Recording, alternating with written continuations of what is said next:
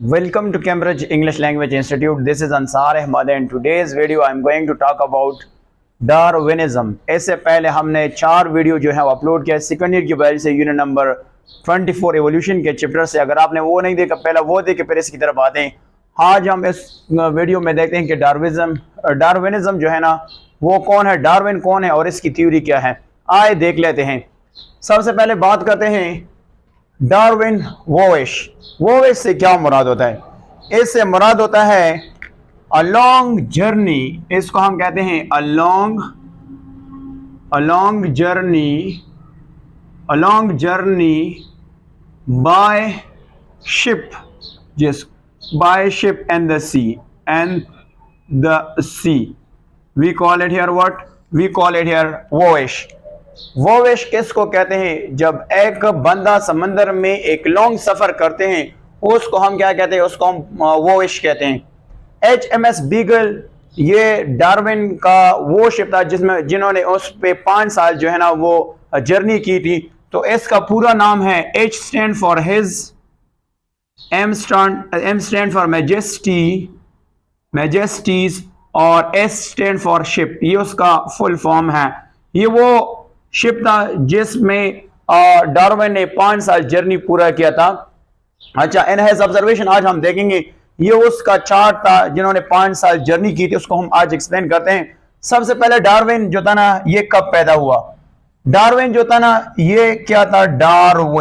Darwin ये पैदा हुआ था 1809 में और ये वफात पा गया था 1802 में, यानी 1882 में वफात पा गए थे।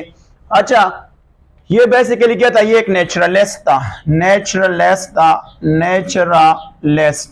ये एक नेचुरलिस्ट था और इन्होंने एक पॉइनियर, यानी पॉइनियर का मतलब क्या होता है अगर मैं यहाँ पे बता दूं, पॉइनियर कहते हैं यूनिक एवोल्यूशनरी आइडिया इसके जहन में आया था और उन्होंने पेश किया था एवोल्यूशनरी आइडिया। और वो आइडिया किसके मुतालिक था? इन्होंने एक थ्योरी पेश की, उस थ्योरी का नाम था origin of species by natural selection. इसको हम क्या कहते हैं? Natural selection. ये थ्योरी उसने पेश की थी और इन्होंने एक बुक पब्लिश किया था। उस बुक का नाम था, अगर मैं यहाँ पे बता दूं तो उसका नाम था ओरिजिन ऑफ स्पीशीज जो था ना ये एक बुक था जिन्होंने पब्लिश किया था। किसने पब्लिश किया? डार्विन ने पब्लिश किया था। अब यहाँ पे एक और इंटरेस्टिंग बात मैं आपको बता दूं कि इसके एक प्रोफेसर था जिसका नाम था हेंस लू था। इन्होंने जब इन्होंने इसको, यानी ये प्रोफेसर था, इन्होंने इसको अपॉइंटमेंट किया था। अपॉइंटमेंट का मतलब क्या? इसको जॉब दिया था एज ए नेचुरलिस्ट। कब दिया था? जब डार्विन क्या कंप्लीट करता है? जब डार्विन कंप्लीट करता है ग्रेजुएशन जो है ना ये जब कंप्लीट करता है, कब से कहां से ही ग्रेजुएट करता है? इंग्लैंड में एक यूनिवर्सिटी है जिसका नाम है कैम्ब्रिज, जिसको हम क्या कहते हैं?